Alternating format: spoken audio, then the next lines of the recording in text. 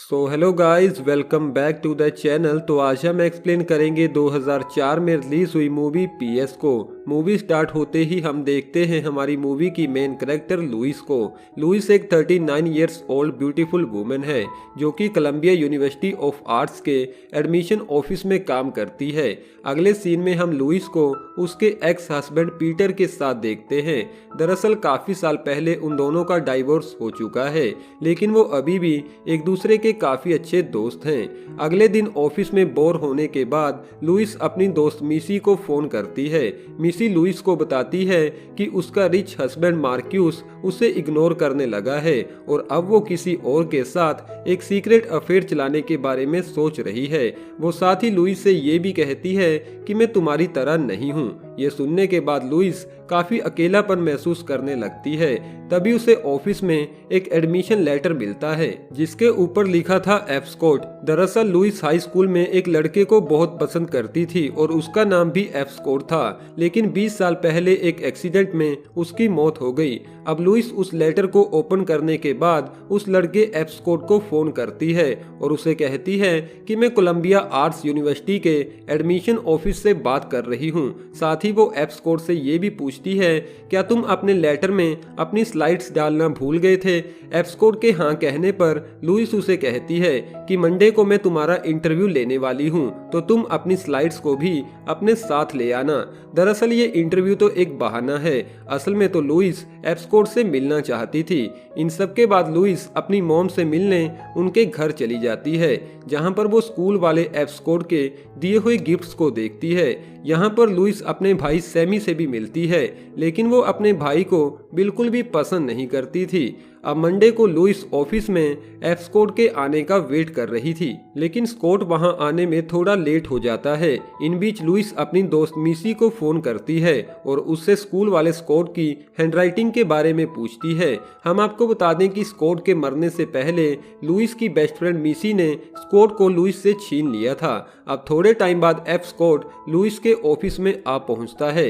यहाँ पर लुइस उसे देखते ही काफी हैरान हो जाती है, क्योंकि वो दिखने में और उसके बात करने का तरीका बिल्कुल पुराने स्कॉट जैसा ही था। इंटरव्यू खत्म होने के बाद लुइस स्कॉट से कहती है कि चलो हम कहीं बाहर चलते हैं, जहां पर मैं तुम्हें यूनिवर्सिटी के बाकी के रूल्स को भी समझा दूंगी। स्कॉट के एग्री करने के बाद लुइस स्कॉट को लेकर अपने घर चली जाती है। यहाँ पर स्कॉट लुइस से कहता है कि मैं तुम्हारी पेंटिंग बनाना चाहता हूँ, और साथ ही वो लुइस को टच करने लगता है। एक दूसरे के काफी ज्यादा करीब आने के बाद उन दोनों के बीच कुछ रोमांटिक सीन भी क्रिएट होते हैं। लुइस इन मोमेंट्स को काफी ज्यादा एंजॉय करती है, क्योंकि उसका अकेलापन अब दूर होने लगा था। जिसके बाद स्कॉट अपनी मॉम को फोन करता है और उन्हें कहता है कि मेरा इंटरव्यू पूरा हो चुका है, मैं जल्द ही घर वापस आ जाऊंगा। लुइस स्कॉट से कहती है कि मुझे प्रॉमिस करो कि तुम कल रात मुझसे फिर से मिलोगे। जिसके बाद स्कॉट शावर लेने चला जाता है और लुइस वापस अपने ऑफिस में चली जाती है। यहाँ पर हम देखते हैं कि लुइस अब काफी खुश है, जिससे मिसी को भी लुइस पर शक होने लगता है कि शायद लुइस किसी लड़के को डेट कर रही है।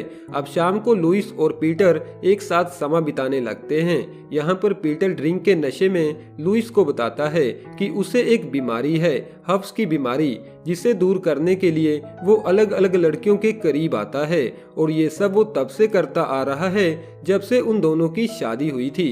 ये सुनने के बाद लुइस काफी ज्यादा सैड हो जाती है और पीटर को अपने घर से बाहर भी निकाल देती है। अब अगली शाम स्कॉट लुइस से मिलने उसके घर आता है, जहां पर वो देखता है कि लुइस काफी सैड थी। स्कॉट के पूछने पर लुइस उसे अपने और अपने एक्स हस्बैंड के बारे में बताती है, तो स्कॉट लुइस से कहता है कि पीटर तुमसे झूठ बोल रहा है, क्योंकि उसे पता चल गया होगा कि तुम किसी और लड़के को डेट कर रही हो, और अब वो तुम्हें वापस अपने पास लाना चाहता है। इन सब के बाद वो दोनों डिनर के लिए एक रेस्टोरेंट में चले जाते हैं, जहां से वापस घर आने के बाद लुइस स्कॉट को अपने स्कूल वाले बॉयफ्रेंड के बारे में बताती है, लेकिन वो यहाँ पर स्कॉट को अपने बॉयफ्रेंड का नाम नहीं बताती। जिसके बाद फिर से उन दोनों के बीच एक रोमांटिक सीन क्रिएट होता है, और अगली सुबह जैसे ही लुइस नींद से जागती है तो वो देखती है कि एप्सकोट वहां से जा चुका था। जिसके बाद लुइस अपनी मॉम के पास उनके घर चली जाती है और उन्हें बताती है कि पीटर ने मुझे धोखा दिया है। लुइस इसके बारे में अपने भाई सैमी से भी बात करती है क्योंकि वो पीटर का काफी अच्छा दोस्त है। लेकिन यहाँ पर सैमी लुइस से कहता है कि मैं इन सब में तुम्हारी मदद नहीं कर सकता, तुम्हें खुद ही इस मैटर को हैंडल करना होगा। जिसके बाद लुइस उस होटल रूम में चली जाती है जहाँ पर मिसी रुकी हुई थी। यहाँ पर मिसी लुइस से कहती है कि तुमने मुझे उसके बारे में क्यों नहीं बताया, मेरा मतलब एब्सकॉट के बारे में। लुइस कहती है हाँ लेकिन वो एब्सकॉट नहीं है। तो मिसी कहती है कि मुझे लगता है एब्सकॉट पुनर्जीवित हो चुका है क्योंकि उसकी आवाज बिल्कुल एब्सकॉट जैसी थी। लुइस के पूछने पर मिसी बताती है कि जब मैंने तुम्हारे घर पर फोन किया तो वो फोन एब्सकॉट ने उठाया था जहां पर मेरी पहली बार स्कॉट से बात हुई। एक पल के लिए तो मुझे ऐसा लगा कि शायद स्कॉट दोबारा जिंदा हो चुका है। मिसी साथ ही लुइस को ये भी बताती है कि मैं एब्सकॉट से मिल भी चुकी हूँ और वो तुम्हारे बारे में काफी सवाल पूछ रहा था। लुइस मिसी से पूछती है कि कहीं तुमने उसे स्कूल वाले एब्सकॉट के बारे में तो कुछ नहीं बताया। मिसी कहती है नहीं, मैंने उसे स्कूल वाले स्कॉट के बारे में कुछ नहीं बताया। यहाँ पर लुइस मिसी से काफी जेलस फील कर रही थी क्योंकि उसने पहले भी एब्सकॉट को उससे छीन लिया था और अब वो फिर से वैसा ही कर रही है। अब लुइस गुस्से में वहां से जाती हुई मिसी से कहती है कि मैं स्कॉट को सब कुछ सच सच बता दूंगी। आगे हम देखते हैं कि एब्सकॉट पहले से ही लुइस का इंतजार कर रहा था। लुइस के पूछने पर स्कॉट कहता है कि मिसी ने मुझे कॉल कर बोला था कि तुम किसी इम्पोर्टेंट मैटर पर मुझसे बात करना चाहती हो। तो यहाँ पर लुइस स्कॉट को स्कूल वाले स्कॉट के बारे में बताती है जो कि दिखने में और उसकी हरकतें भी बिल्कुल तुम्हारे जैसी थी। तो एब्सकॉट लुइस से पूछता है कि तुम्हें क्या लगता है मैं वही लड़का हूँ जो मरने के बाद दोबारा जिंदा हो गया। तो यहाँ पर लुइस एब्सकॉट पर काफी ज्यादा गुस्सा हो जाती है जिसके बाद एब्सकॉट वहां से चला जाता है। वापस घर आने के बाद लुइस देखती है कि पीटर घर पर उसका इंतजार कर रहा था। यहाँ पर पीटर लुइस को बताता है कि मैंने उस दिन जो कुछ भी बोला था वो सब कुछ झूठ बोला था ताकि मैं तुम्हें अपने पास ला सकूं। अगली सुबह स्कॉट लुइस के घर आता है जहाँ पर वो पीटर को देखता है और लुइस पर गुस्सा होने लगता है। पीटर को कुछ समझ नहीं आ रहा था तो लुइस पीटर को वहां से जाने के लिए बोलती है। जिसके बाद स्कॉट लुइस से कहता है कि मैं तो तुम्हारी वजह से पूरी रात सो नहीं पाया और तुम यहाँ पर आराम से अपने एक्स हस्बैंड के साथ एंजॉय कर रही हो।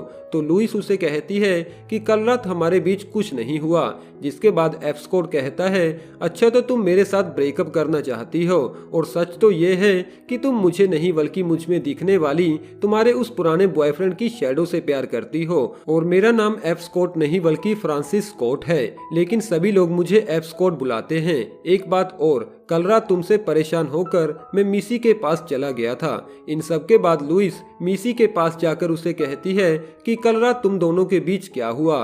तो मिसी लुइस को सब कुछ सच सच बता देती है और साथ ही लुइस को एडवाइस देती है कि तुम्हें लाइफ को कॉम्प्लिकेटेड बनाने की जगह उसे एंजॉय करना चाहिए। जिसके बाद लुइस पूरी तरह से चेंज हो जाती है और काफी खुश रहने लगती है। लुइस पीटर से कहती है कि हम दोनों कभी भी एक नहीं हो सकते, तुम्हें इसे एक्सेप्ट करना ही होगा।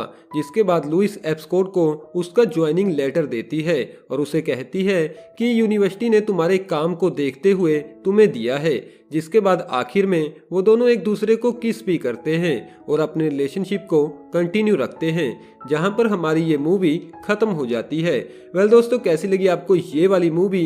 कमेंट बॉक्स द्वारा हमें अपना कीमती सुझाव जरूर दीजिएगा और अभी तक वीडियो को लाइक न किया हो तो यार वीडियो को एक लाइक जरूर कर दें। और हाँ दोस्तों, आने वाली मूवीज के अपडेट्स के लिए आप हमारे चैनल को भी सब्सक्राइब कर लें, लेकिन साथ में बेल आइकन को दबाना ना भूलिएगा जिससे कि आपको रेगुलर अपडेट्स मिलते रहेंगे।